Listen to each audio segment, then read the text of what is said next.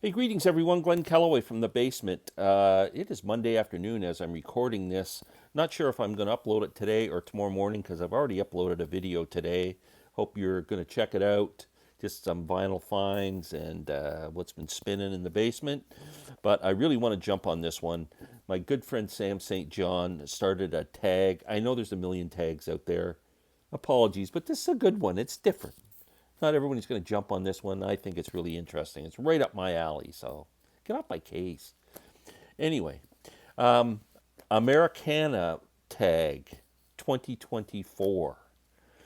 Now, this is such a broad term, Americana. Kind of reminds me of prog rock. Like, I don't agree with all the bands that are in prog rock. You can argue, like, you can almost throw anything in there. The Beatles made some progressive music. I mean, they're not a prog band, but Pink Floyd are included. I don't think so. Jethro Tull, I don't include them as a prog band, but they made Thick as a Brick, but they made it as a parody of prog. Procol Harum, the odd song, but I don't know. I just have a hard time.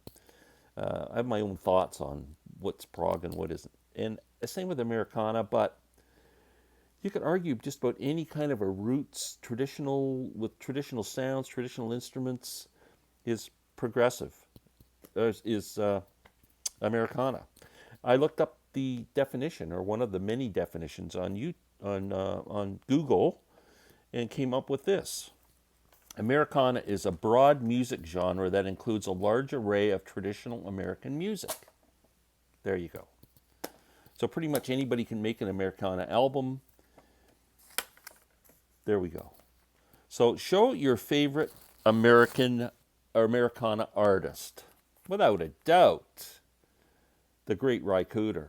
I just picked up this comp a while ago. I can't stop playing it. It's so freaking good. And the sound quality is amazing. If you ever get a chance to pick this up, grab it. It's just got such a great career retrospective, and also a few tracks that I don't own on here, but I mean, this guy's the definition of roots music. Unbelievable. Ry Cooder. Fantastic. Okay, number 2. Did I mention this was started by Sam St. John? Show an album with a banjo on the cover. Well, I'm going to show this great album that came out in 2022.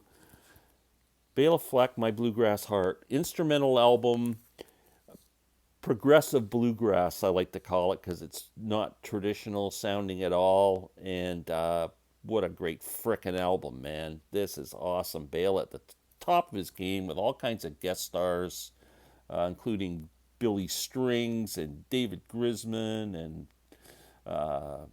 Stuart Duncan and Jerry Douglas. Oh my God, it goes on and on and on. What a great frickin' record this is. That's number 2. Number 3, show a great harmony album. Did I tell you there's 20 questions or 20 things to do in this video?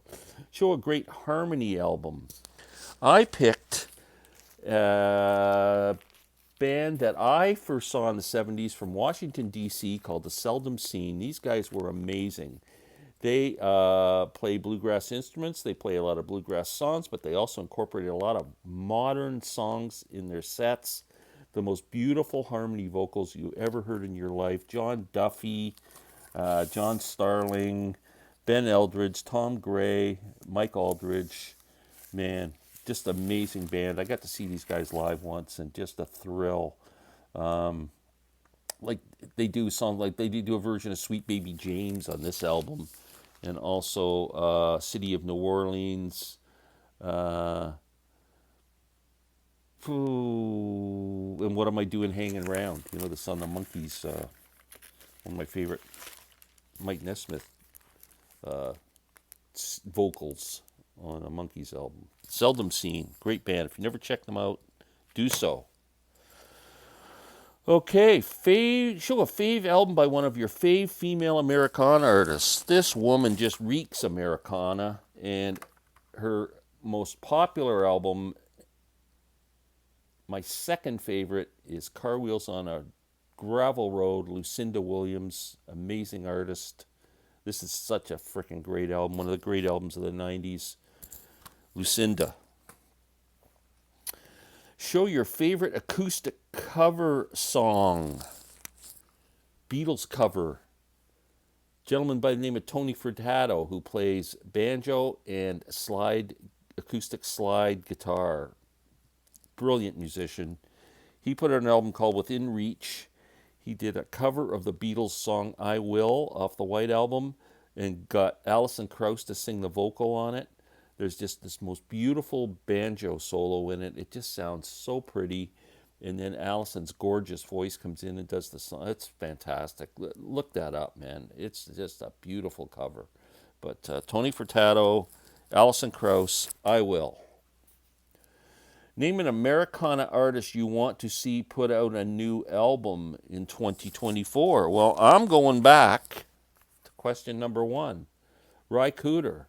Ry put out an album in 2022, or was it 23? 22, with Taj Mahal called Get On Board, which is fantastic. But Ry needs to put out an album, and he needs to tour. I'm there, Ry. Please.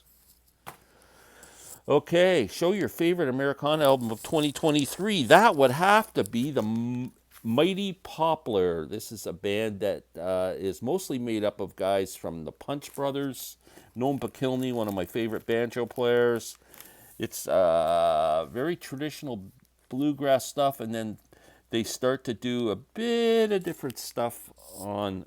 I'm trying to think of the songs they do that are kind of a little weird. I don't know. It just becomes a little more folky and stuff towards the end. But great record. One of my favorite albums of 2023. Mighty Poplar. Show your favorite acoustic Beatles tune. Easy. Julia, John Lennon from the Beatles White Album. Okay, show an album with a heartbreaking ballad. I am going to show a great roots artist. We'll call him Americana. David Bromberg, one of my favorite artists. So inspiring to me. David Bromberg's first album on Columbia. This is his first solo record, self-titled David Bromberg. And he does a song on here called Delia, which is an old traditional song.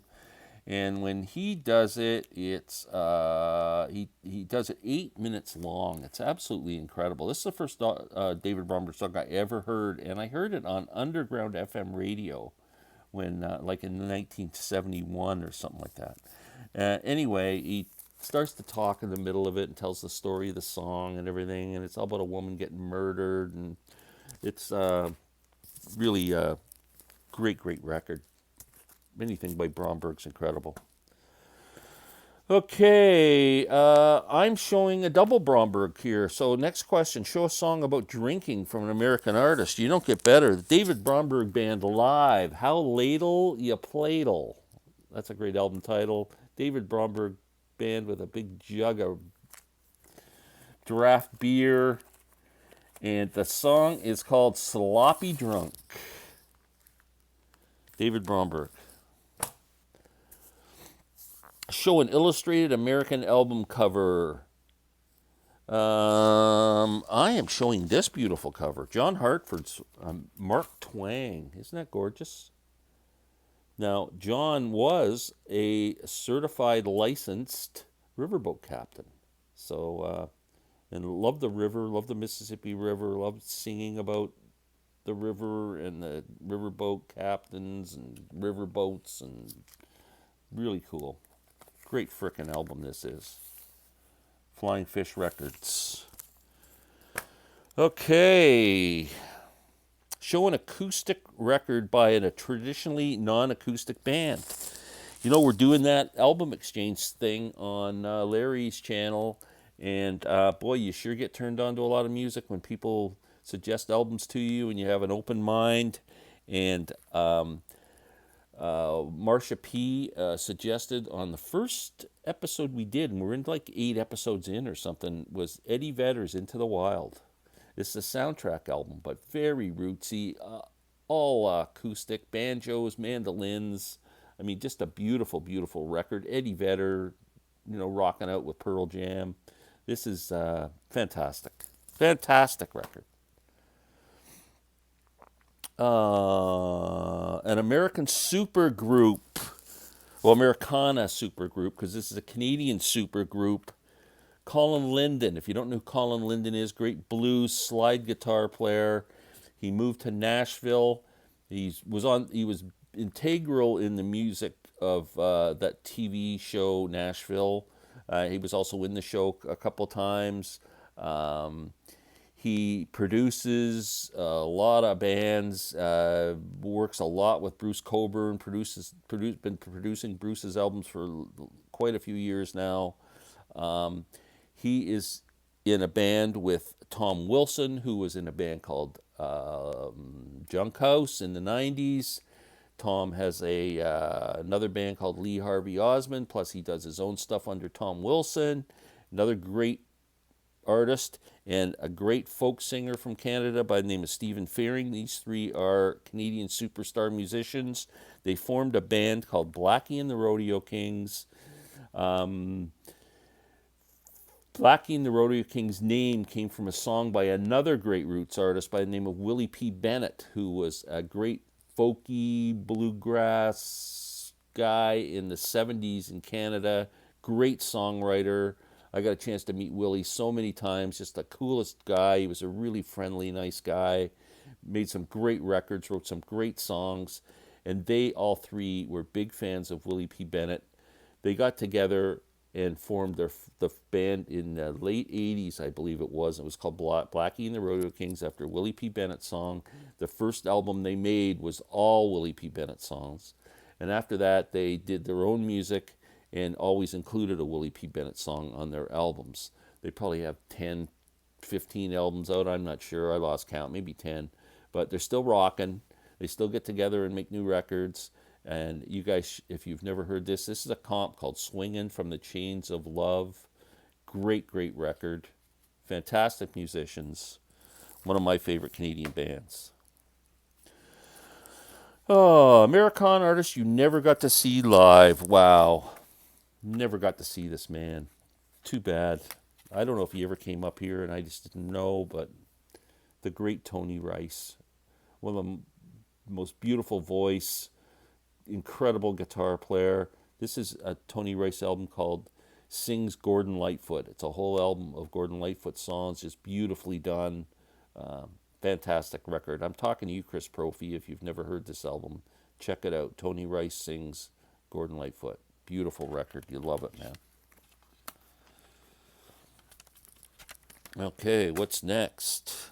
An American artist you would like to see live, but you haven't seen yet. Number one on my list of artists I want to see. I'm ready to travel to go see this guy because he doesn't want to come to see me. Billy Strings. Just blown away by this man. I would love to see this guy live. This is his album Home, which is my favorite. Billy Strings. Dying to see this guy. Dying. That's number 15. Number 16. The Americana artist that you've seen the most live. It's tough, man. Who do I include in this? Like if I don't know. If I included Bela Fleck, he'd probably be number one. I went with John Prine. I've seen John so many times I can't even count. I can't even think of the amount of times I've seen this man perform.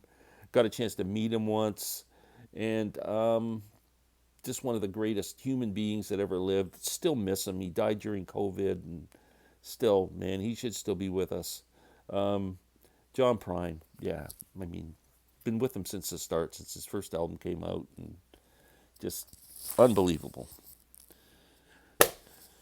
Fave Americana duet I picked from Steve Earle's great album, Washington Square Serenade, a beautiful song that he sang with his wife on this album called Time Is Never Long Enough. Absolutely beautiful, beautiful song. And they both sing so well together. Alison Mourier and Steve Earle. They're not together anymore, but boy, could they sing beautifully together. What a great song. My wife loves that song too, so great, great tune. 5 lesser known Americana artists. 2, 3, 4, 5. Okay, first I mentioned Tom Wilson from Blackie and the Rodeo Kings. He also has a band called Lee Harvey Osmond. This is the first album they released under that name, A Quiet Evil.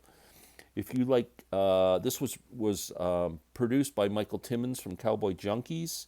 It's kind of got that same haunting kind of sound that you hear with the Junkies. Great songs. Tom is a great songwriter.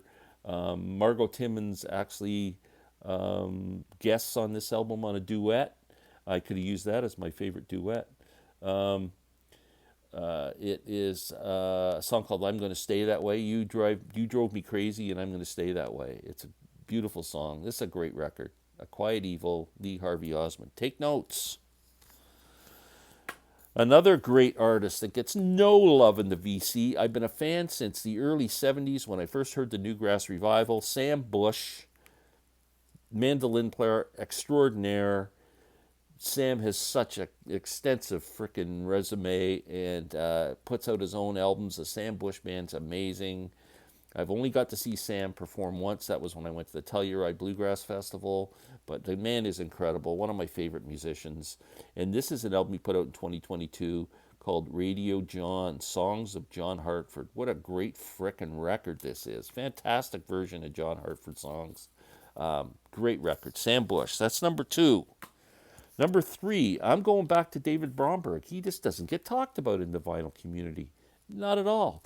Check out this album if you want to hear a nice rootsy Americana album, My Own House. This is fantastic. What a great record. There's the guitar sitting there. That just screams Americana. Look at that. What a beautiful record this is. Sam, you should be listening to this album. Okay, next, the beautiful voice of Aoife O'Donovan, Age of Apathy. This woman is incredible. She was in a band early on called Crooked Still. She does her own songs and just a gorgeous voice, and she's done some beautiful covers as well. But Aoife Donovan, Age of Apathy. This album is a double CD. The first CD is her playing with a band, and the second album is her doing the songs acoustically by herself. A beautiful, beautiful record. Aoife Donovan. Check her out. Last but not least, a Canadian artist by the name of Harry Manx. Harry Manx was a kind of an acoustic blues guy. He went over to India and did the whole thing like the Beatles did, went over and studied, and he learned how to play an instrument that's called a Mohan Veena. And it's a weird guitar slash sitar, I guess. That's it there. You can see it. But he's got a beautiful voice, and he does some great songs. Now, some of them he does some like instrumental tracks, and then they do sound a bit East Indian, but not like just a hint, right? It's really cool. And then he does on this album. It's called 20 Strings and the Truth. He does a beautiful version of George Gershwin's "Summertime." He does a beautiful version of Bob Marley's "Waiting in Vain."